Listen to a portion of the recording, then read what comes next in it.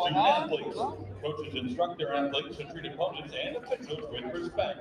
We ask that you, the fans, represent our university. Welcome into your Illini Nation pregame show. Andy Olson and Derek Piper with you as we get you set for this Sunday matinee. Illinois taking on Maryland here at the State Farm Center today. It is chilly outside, Derek. Hopefully that has no impact on people able to make it out to this one.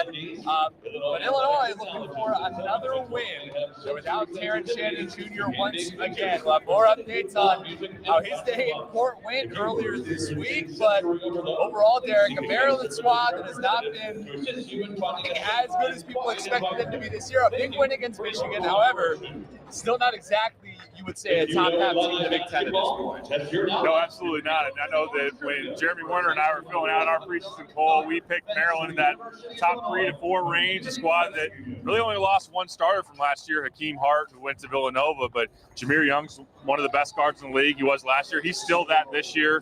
But efficiency-wise, he hasn't been that great in terms of his shot making. And that's the thing with Maryland. The story is they can't shoot. They're one of the worst three-point shooting teams in the country this year. I know that sounds familiar to Illinois. I knew what that was like last year. But it's been really ugly offensively for Kevin Wheeler's squad. They brought in a freshman in Deshaun Harris-Smith, who was thought to be one of the top picks for Big Ten Freshman of the Year. He's shooting like 17% from 3. Jordan Geronimo, who's a transfer from Indiana, he's 2 for 25 from 3. This team just can't. They're throwing up bricks left and right offensively. Now, defensively, they're a team with good size, athleticism. They're top 25 in the country in adjusted defensive efficiency, so they can guard you. And Julian Reese is one of the better shot blockers in the league as well. But on the whole, regardless of the weather, this has been an ice-cold shooting team for the Terps. Of course, we got sub-zero outside too. Boy. So hopefully that, and then rubbing elbows with the Maryland side doesn't then make Illinois start to be shooting cold, because in Big Ten play they're shooting 43% from 3. We know Marcus Damascus played really, really well, and Illinois is just, without Terrence Shannon, operates still at a pretty high clip offensively. So looking at this on paper, Illinois also being at home, one that you should handle, but that the factor is Maryland's been giving Illinois problems in recent years. Dante Scott over there is 5-1 in his career against the Illini, and they've won the last 2 in this battle.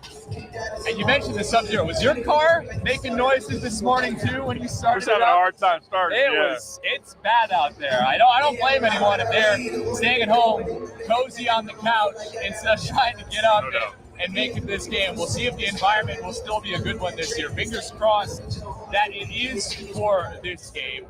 Derek, before we get to who's not in this game, we can say for the first time since November, I believe, Nico Moretti suiting up for this game. Now, he has a great game. I would call it his breakout game against Southern, where he's running the offense off of the bench, looking like that point guard that Illinois really needs before going out with an injury where Terrence Shannon Jr. steps on his foot. Are we overblowing what Nico Moretti could mean to this team just because he was having a good game in the game that he was injured in? Or is he someone that could bring a real value to this team? And someone, admittedly, who is very young still, does not have a lot of playing experience in his game. But are we just maybe like rose-colored glasses at what that performance was? I think a little bit based on the opponent. I mean, Southern is a low-major team that's having a tough year, and Valpo as well right before that. Again, some flashes of what he was able to do in terms of facilitating, a point guard that can make some shots from the perimeter, but he hasn't done it in the Big Ten yet. He's done it against high major competition. He's only appeared in 3 games this year: Eastern, Southern, and Valpo, lower major competition. So I like his game offensively. I think he's talented. I think he's got the ball on a string in terms of a handle, and a guy that plays with good pace. I think in transition he can push the ball and find people. He's got good vision. But defensively is still a big question mark. A guy that's not the most athletic, a guy that needs to still add strength throughout his career. He's still only a redshirt freshman. So do I want to see him out there today against Jameer Young, one of the best guards in the Big Ten? Not really, personally. I'm Brad Underwood and company, but I think just having the option to play him, allowing him to settle in. I think as you look at the schedule, especially when you look at the fact that Illinois, going on the road against Michigan, I know that that's a road game, and we'll still see maybe Doug McDaniel gets to play in that game because he's only suspended on the road. But what I'm getting to is if you're up comfortably in some of these games, which could be the case here today, then you can kind of throw him a bone with some minutes and allow him to knock some of that rust off and really see what you have there. So I do know that point guard was such a huge talking point for good reason throughout so much of the offseason, earlier on in the year when Illinois' offense wasn't operating at a high clip. But right now, I don't think you need to fix anything offensively for the most part. They've been rolling at a pretty good rate, and Ty Rodgers had a nice response in the last game. We wondered, okay, Purdue didn't really guard him. How's that going to affect Illinois going forward? He had a really nice bounce back in that against Michigan State. So I like Nico's offensive game, but still a lot to prove, and he's going to have to do it both against high majors and at the other end of the floor in terms of defense. All right, Terrence Shannon Jr. still suspended. He had his case for a temporary restraining order to have his suspension lifted heard on Thursday in a federal courthouse in Springfield. That judge listened to both sides, Terrence Shannon Jr.'s attorneys and the University of Illinois Board of Trustee representation. About nearly 90 minutes where arguments were heard why not the suspension should be lifted and a temporary restraining order should be granted. Eventually, the judge deferred a decision. They are going to take some more time to think about all the information that was presented. Now, that decision could come down at any time. Today, tomorrow, later in the week, next week. We don't know when that decision could come down. So some more question marks about whether or not Shannon will be available in the near future or even at all for the Illini coming up as he has his representation for his original rape charge in Kansas coming up this week as well on the 18th. But Derek, Illinois has not struggled without Terrence Shannon Jr. so far. Just one loss. That one loss was to the #1 team in the country by 5 points. They've been able to make it work. Are they in a position where it's not just momentum at this point? They've figured something out that they can make this offense work without Terrence? I think so, just in terms of the recency, in terms of what we've seen. I think there's some key pieces to making that happen, which Coleman Hawkins, the way he's been playing recently over the last 6 games, he's shooting 50% from 3. He's been very consistent that he's scored double figures in 7 straight games. So is Quincy Guerrier, 7 straight games, double figures. So that ability to rely on different guys. We know that Marcus Damascus stepped his game up, the Big Ten Player of the Week last week for what he did against Northwestern and Purdue. So as you put the pieces together with some veteran guys that are stepping up in his absence, you're able to weather that storm. Now, Terrence, there are going to be moments, I'd be surprised if it's not like, okay, we see this team without an All-American, and there's an effect there. There's something that is missing, obviously. To this point, there's enough good players on this team. That speaks to Brown Underwood.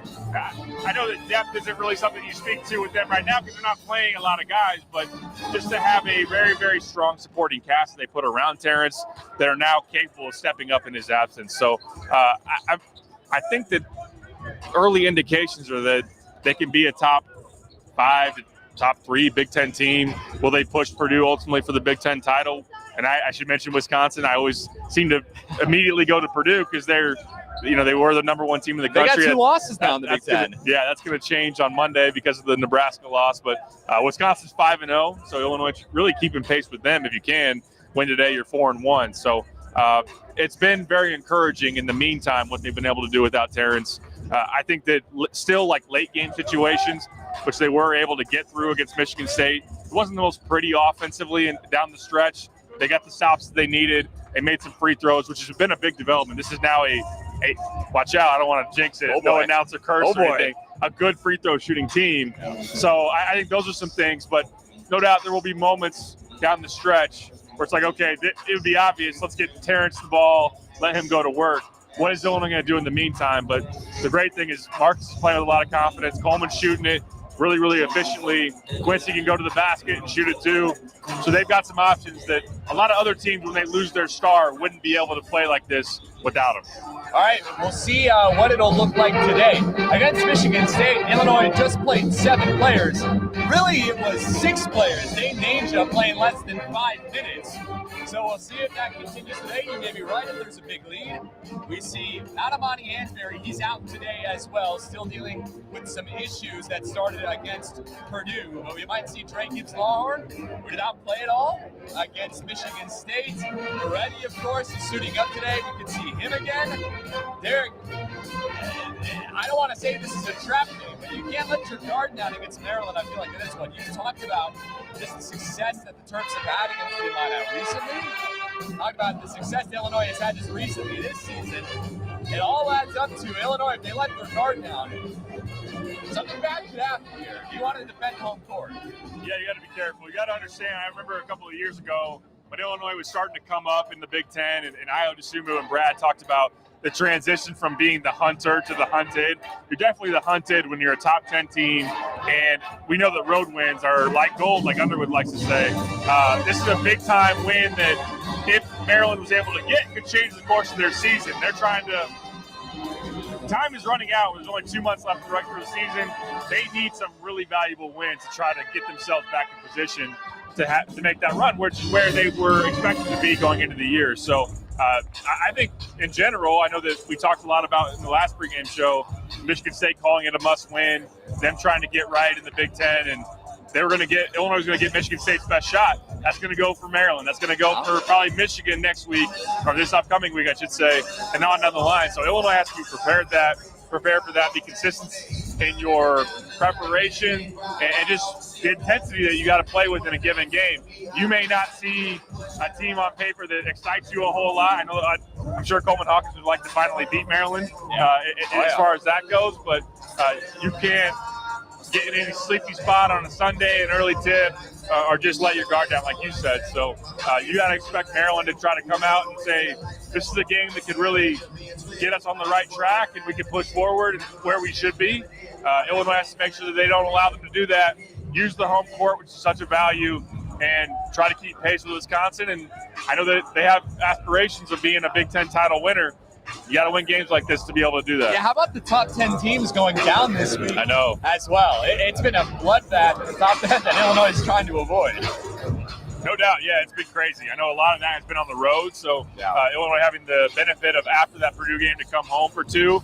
But, yeah, it's been a wild week in college basketball. It kind of reminds you that I know a lot of people are making a lot of grand judgments. Okay, this team lost.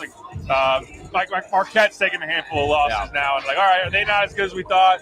That's just kind of – there's always a point in the season. Like UConn last year had a dreadful January, went off the tracks and back on, and obviously went on to win the national title. So it seems generally when teams take losses, we have the conversation, hey, maybe there's no great teams in college basketball, which I'm not saying that that's not a valid point or just so you can poke holes in certain teams right now.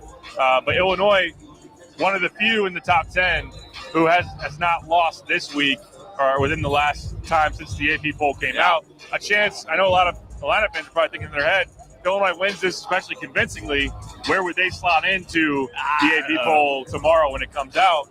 That's interesting. I don't know. Maybe I wouldn't say top 5, but anywhere 6 to 8 would be probably fair. Some spots for sure. Yeah. Michigan State was receiving votes this past week. That's probably an important win to some AP voters. We'll ask Scott Ritchie and see what he thinks where he's put Illinois as an AP voter. All right, let's wrap up, Derek.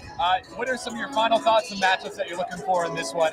Before we get to it, your crystal ball prediction for this one. Yeah, I mentioned Jahmir Young. You got to make sure that he doesn't settle into this one. I think Illinois done a good job of having Ty Rodgers and obviously even Coleman Hawkins. That's what I've been really, really impressed with.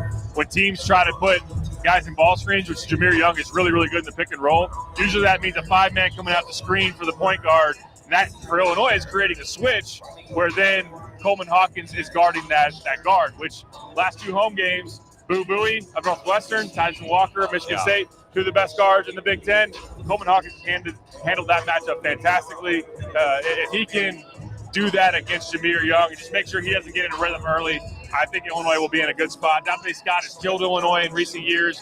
Illinois finally has a really good matchup for him at the 4 in terms of just a size-for-size matchup. Big, strong, athletic Quincy Guerrier to throw at him. I think it'll be tougher for Dante Scott to get going, although he is coming off a season-high 22 points against Michigan. So defensively, make Maryland shoot jump shots. Don't allow them to get offensive rebounds, which they are good at. They have a lot of opportunities because they miss a lot. But in terms of just holding it down in the paint, corral Jahmir Young and make some of these other guys that have struggled from 3 make those shots in terms of hanging with you. As for Illinois, Maryland is good defensively at the rim. They're good inside. Illinois shooting the ball well from the outside, and I think they'll have a good day. I think they will prevail in a lower scoring game, 70 to 58 from Illini, covering the spread. I would go with the under if I'm out there betting it. I'm not, obviously, but I like Illinois today in the friendly confines. I had really close too as I came up into my head. I was thinking 71-58. I swear. I'm not looking You read three keys in a pick. I know you did. I swear. I swear I did not. So we'll just say you go, what would that be, 12 points? You go 12 points and under. I go 13 points and higher. All right. We'll see who gets it right. All right, Derek, how can people at home, in 20 minutes before the game gets tipped off, here, spend their time on Illini Inquirer? I have that three keys in the pick that Andy reads every time. I've got the Coleman Hawkins feature I recently wrote about him elevating his game to another level. Big Ten Defensive Player of the Year candidate, and also shooting the ball really well as far as the outside. I also wrote about Nico Moretti being cleared, what Brad had to say about him, and also Marcus Damask in terms of coming back from an injury and trying to reintegrate himself into this lineup. So Jeremy, Joey, and I are all here to cover it. Joey's got his mind on another game this afternoon, that being Packers-Cowboys. So forgive him if he's a little distracted, but we're here to cover it. We'll have a podcast. We'll have a lot of post-game coverage. Check out your guys' stuff as well. All right. What's up, Channing? Read the comments as well on here. Thanks for joining us for the Your Illini Nation pregame show. Wherever you're watching this, watch Brad Underwood's full post-game press conference, Twitter, Facebook, YouTube, WCIA.com as well. Join us on air 5:30 tonight on WCIA and 10 o'clock as well for highlights. Plus, hear from players, hear from Brad, however this one ends up. For Derek, I'm Andy. Thanks for spending your time before the game with us here on the pregame show. Enjoy it, everyone. 1 p.m. on Big Ten Network, and we will see you afterwards.